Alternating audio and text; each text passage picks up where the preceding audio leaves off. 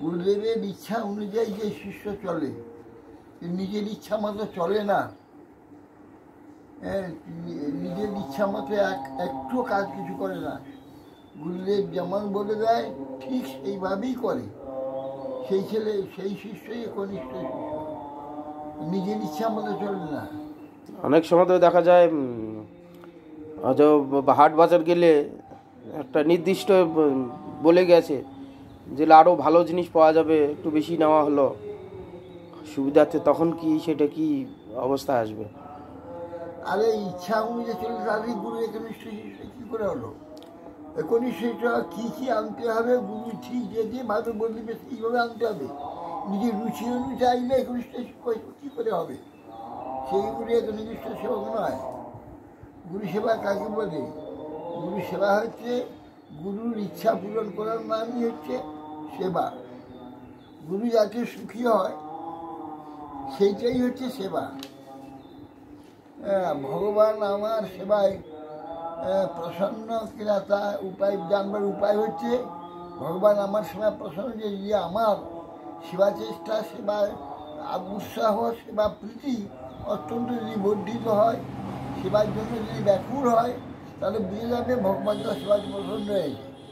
আর তার সেবায় প্রসন্ন না থাকলে সেবা করতে ইচ্ছা হবে না, রুচি হবে না, বলবে কাজ হবে, কাজ বলে মনে করবে। অনেক সময় আমি পারবো না, সেবা হবে না। সেবা উৎসাহ করতে গিয়ে হয়তো সে যে সেবক আছে বাজারে গেল, ভালো ভালো জিনিস নিয়ে এলো, হয়তো আরে ওটা নয়, গুরুদেব তো জানলো না যে বাজারে সুন্দর জিনিস আছে। মহা মুশকিল। শরীরে বাজারটা ধরে রাখতে কি জন্যে? সব বিষয়ে সেবা নেই।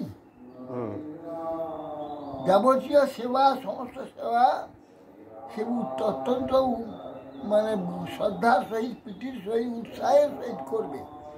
সে কখনো বিমুখ হবে না। সেবা করে এটা আমি পারবো না, ও আমার দ্বারা হবে না, এইসব কথা যে বলে সে কি সে ঈশ্বর নাকি? না ঈশ্বর না সেবা করেছে, সেবা প্রবৃত্তি আছে, এসব সেবা প্রবৃত্তির কথা নয়। সেবা প্রবৃত্তি সে শুনলেই, না শুনেই, না বললে গুরুকে আগে করে নিয়ে আসবে। কী দরকার মঠের কোনটা দরকার, আশ্রমের কোনটা দরকার, কী কী দরকার, যত্নের সহিত সেগুলো করে আসবে, যার নাকি দেখে গুরু প্রসন্ন হয়ে যাবে তার সেবার চেষ্টা দেখে। কিন্তু সেবার কথা গুরু বললে যে আমার দ্বারা হবে না, এগুলো সেবা নাকি? না সেবা। হ্যাঁ, শ্রবণ ছাড়া বাদ দিয়ে হরিভজন হয় না। না, শ্রবণ হচ্ছে আগে, তারপরে হচ্ছে কীর্তন, যাবতীয় কিছু। শ্রবণ, তারপরে কীর্তন, স্মরণ, বন্দন, অর্চন, বন্দন, দাস্য, সক্ষ, আত্মনিবেদন ইত্যাদি সব। শ্রবণ বাদ দিয়ে কিছু হয় না। ভক্তিদেবীর মুখমণ্ডল শুনবে তো, শুনে সে কীভাবে করতে হবে, কীভাবে চলতে হবে, এসব শ্রবণ ছাড়া কী করে হয়? শ্রবণ বাদ দিয়ে হরিভজন হয় না। গুরু তত্ত্ব কি? গুরু একটা শরীর নয়, গুরু হচ্ছে তত্ত্ব। তত্ত্ব কি? গুরু হচ্ছে ভগবত সেবক তত্ত্ব, ভগবানের সেবা এবং ভগবানের যে ভগবত তত্ত্ব, সে বিষয়ে সেই গুরুর নিকট থেকেই পাওয়া যায়। এই জন্য গুরু ভগবত তত্ত্বময়। হ্যাঁ, যেই তত্ত্ববেত্তা সেই গুরু হয়। কিবা বিপ্র, কিবা ন্যাসী, কিবা শূদ্র কানে নয়, যেই কৃষ্ণ তত্ত্ববেত্তা সেই গুরু হয়। কৃষ্ণ তত্ত্ববিদ হবে এবং সেই তত্ত্ব অনুযায়ী তার জীবন হবে, তবে তিনি হয়তো গুরু হবেন। তো শুধু তত্ত্ব থাকলে হবে না, যদি জীবন সেভাবে না হয়, সেই অনুযায়ী জীবনযাপন করেন। হ্যাঁ, সন্ন্যাসী নামের সাথে মহারাজ কেন হয়? সন্ন্যাসী সর্বত্যাগী সন্ন্যাসী। সেই জন্য সর্বত্যাগী বলতে সে কি তার বলে কিছুই নেই, সব ভগবানের। সে জানেন যে বিশ্বটা সমস্ত ভগবানের, অথবা আমার নয়। তার যেটুকু প্রয়োজন সেইটুকু সেটি গ্রহণ করে, তার কোনো অভাব নেই। অভাব নেই যার, সেই হলো রাজা। অভাব যার আছে দুনিয়াতে, যারা রাজা বলে, মহারাজা বলে, সে মহাভিখারী, সে রাজা না। সে আরও চাই, আরও চাই, আরও রাজ্য চাই, আরও দেশ চাই, আরও ধন চাই, আরও টাকা চাই, আরও সম্মান চাই, আরও প্রতিপত্তি চাই। সে তো ভিখারি। আর এরাই হচ্ছে মহারাজারা, কিচ্ছু চাই না। যার কিচ্ছু প্রয়োজন নেই তার তো প্রচুর আছে, অভাব নেই।